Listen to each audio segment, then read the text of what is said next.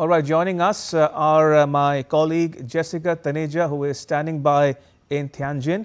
Also joining us are two guests, Ambassador Vinod Kumar and Professor Rajan Kumar. Ambassador Kumar is a former permanent representative to the SCO Regional Anti-Terrorist Structure and Professor Kumar teaches at the Jawaharlal Nehru University. Gentlemen, welcome. Let me first go across to my colleague Jessica, who is joining us from Tianjin. Jessica, talk to us a bit, if you will, about the optics and outcomes of the PM's engagements in China, in Tianjin, the highlights and takeaways of his meetings there.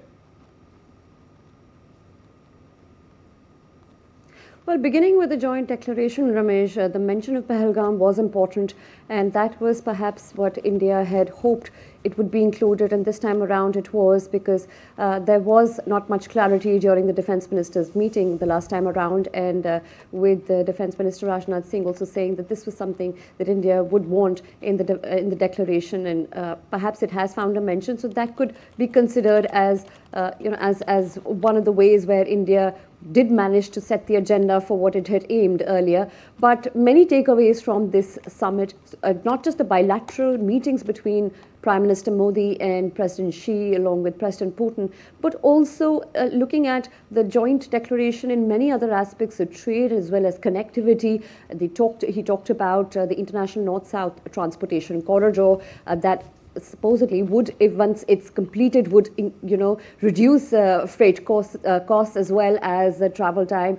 So interestingly, all of these connectivity projects did find a mention, but dominantly it focused a lot on terrorism and condemning terrorist activities, of how the other member nations have also been at the receiving end of terror menace. Particularly for India, cross-border terrorism was important, and it did find mention, since the framework of the SCO rests on finding common ground when it comes to how to eliminate terrorist and terrorist activities. That seemed to have gone the way it was imagined. And looking at apart from the trade as well, the multilateral engagement, we saw more than heads of more than 20 nations present there.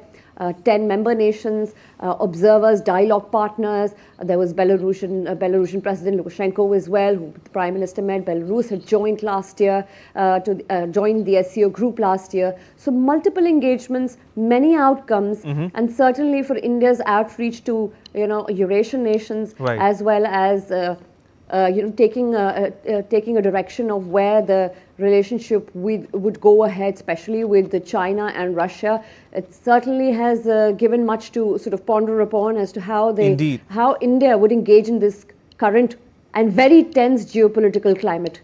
Indeed. Jessica, now we've discussed about the SCO Summit per se, but as they say, sometimes what takes place on the margins of a summit become more important than the summit itself.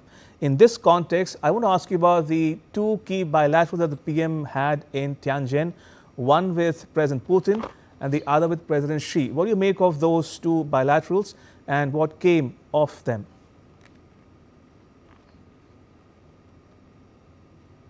Well, Prime Minister's visit to China came nearly after 7 months. You'd recall it was back in 2018 when he had gone for the SCO Summit in Qingdao, and right before that there was the Wuhan Informal Summit as well. So this certainly is a welcome change, and also addressing issues of trade deficit, keeping those consistencies in mind, talking about cross-border terrorism is also, and discussing the border question. The two leaders did acknowledge the fact that the special representatives have made good progress on the border talks. There is already a WMCC, a coordinated effort that goes into addressing this particular issue that has remained ever since, and it's been many decades that that model has been in existence. But apart from that, not just reviewing progress, but also finding common ground, especially if you look at the statements where if you go through what the President Xi also said. He says the differences should not become disputes, and both the nations have such civilizational connect, apart from, of course, sharing a 3,500 kilometer border. So there's a lot that the two countries can do,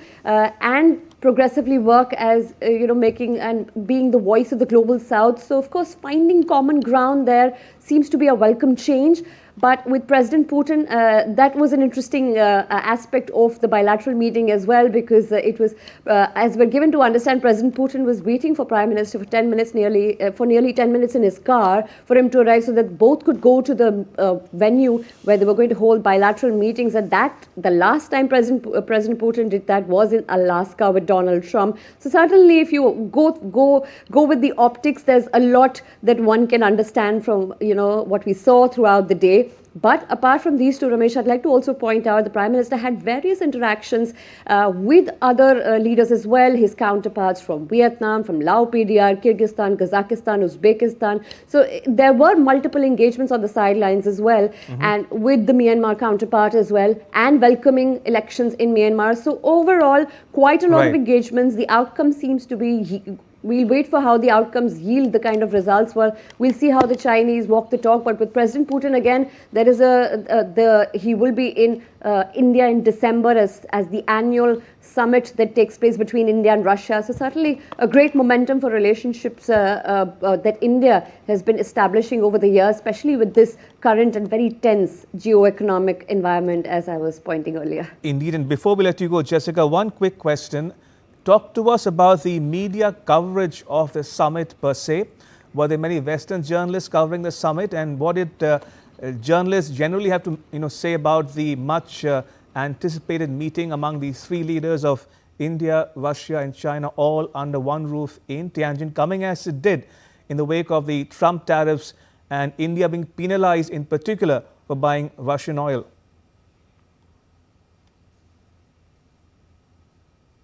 That's correct. That is one of the aspects of the engagements that most Western journalists and analysts were really looking at. But before I get to that point, Ramesh, I'd also like to point out in the morning when I walked into the summit, the China Daily newspaper was right there. And interestingly, the front page had Prime Minister Modi and President Xi, a whole front page dedicated to their rapprochement of sorts.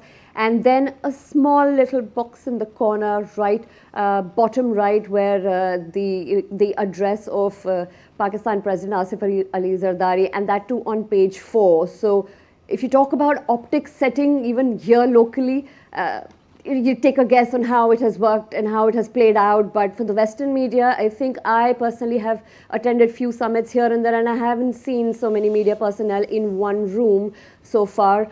And with the fact that, there were quite a lot of journalists, from big media houses as well, who had their own sort of understanding of this, of the meetings, particularly focused on Russia, India, China, and as to what engagements their engagements would entail, and the kind of messaging that would go not just to the Western world, but also all across all across the board as to how these leaders engage, especially given the fact that we're, surrounded by Trump's tariff,